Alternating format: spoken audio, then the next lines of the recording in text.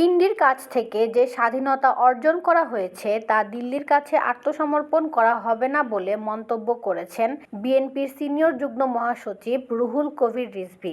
11ই December বুধবার ঢাকার নয়াপল্টনে বিএনপির কেন্দ্রীয় কার্যালয়ের সামনে জাতীয়তাবাদী যুবদল, স্বেচ্ছাসেবক দল ও ছাত্রদলের লং মার্চে উদ্বোধনী সমাবেশে তিনি এ মন্তব্য করেন। রুহুল কবির রিজভী বলেন, আমরা রক্ত দিয়ে স্বাধীনতা কিনেছি, এই স্বাধীনতা আমরা বিক্রি করে দেব?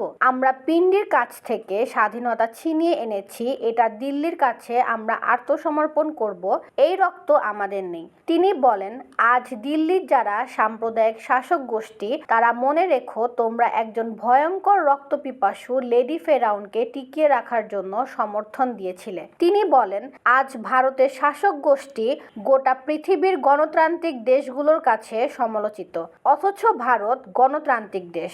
বাংলাদেশের মানুষের রক্তের যে তেজ, আত্মশক্তি, বীরত্ব, এটা দিল্লির শাসকরা বুঝতে পারেনি।